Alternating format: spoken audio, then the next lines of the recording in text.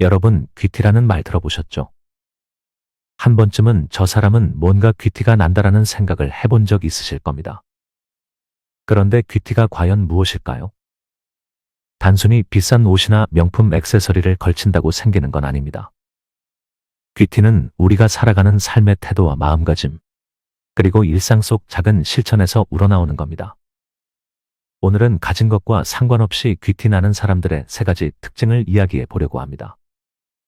특별한 비법이 필요한 게 아니라 누구나 쉽게 따라할 수 있는 실천 가능한 행동 가이드도 함께 소개할 테니 끝까지 시청해 보세요. 작은 변화로도 우리 삶을 품격 깊게 만들어갈 수 있습니다. 구독과 좋아요로 저와 함께 귀티 나는 삶을 시작해 보세요. 첫 번째는 언행에서 품격이 느껴지는 사람입니다. 말은 그 사람의 인격과 태도를 가장 먼저 보여주는 중요한 요소입니다. 김정순 씨는 올해 72세로 동네 주민들에게 마음이 고운 사람으로 불립니다. 그녀의 미소와 따뜻한 말 한마디는 사람들의 마음을 따뜻하게 만듭니다. 하루는 그녀가 동네 시장에서 귤을 고르던 날이었습니다. 상인이 무거운 표정으로 말했습니다. 요즘은 장사가 잘 안 돼요. 과일이 안 팔리니까 버리는 게 더 많네요.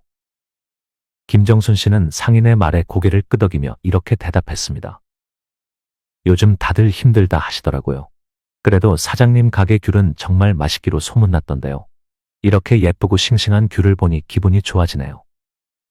그녀의 말에 상인은 미소를 지으며 말했습니다. 아이고, 손님 말씀에 힘이 나네요. 오늘은 정말 귤이 예쁘게 나왔어요. 제가 특별히 맛있는 것 골라드릴게요. 또 다른 날, 김정순 씨는 버스 정류장에서 대화를 나눌 기회가 있었습니다. 옆에 앉아있던 60대 후반의 아주머니가 무릎을 주무르며 혼잣말처럼 말했습니다.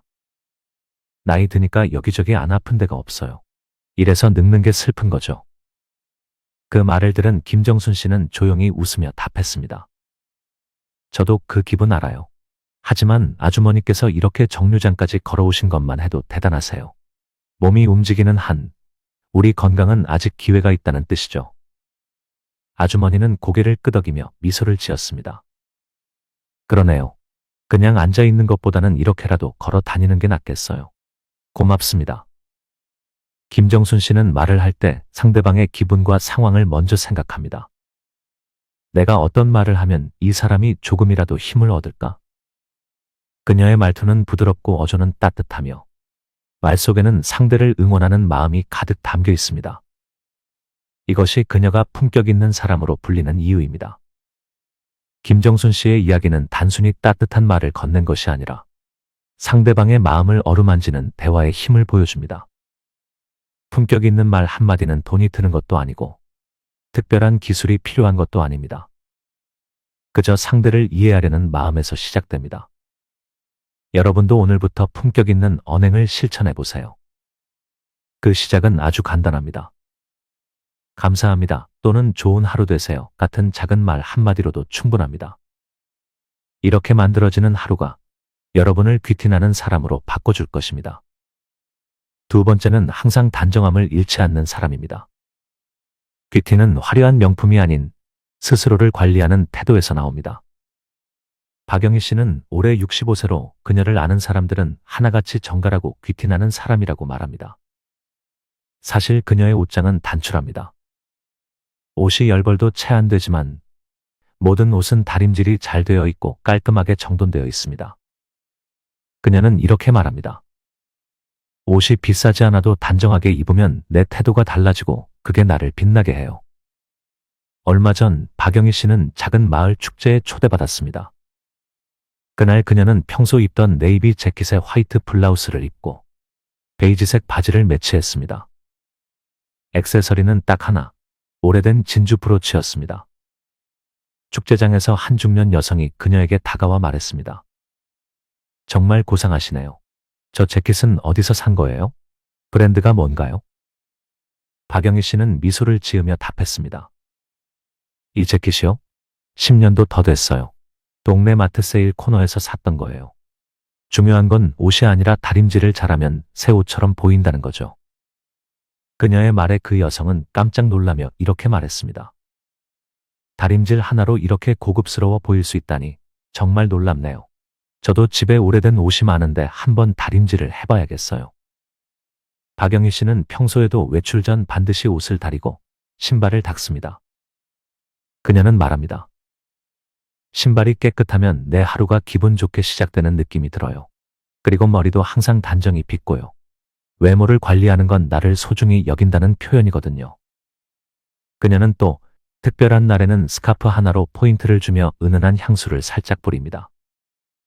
이 작은 습관들이 그녀를 더욱 빛나게 하고 신뢰와 호감을 높이는 비결입니다. 박영희 씨의 이야기는 단순히 외모를 가꾸는 것의 중요성을 넘어섭니다.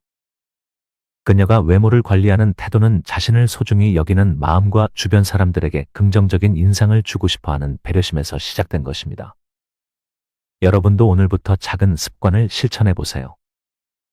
옷을 다려 입고 신발을 닦는 단순한 행동이 귀티나는 삶의 시작이 될 수 있습니다. 외모는 화려함이 아닌 단정함과 정성으로 빛납니다.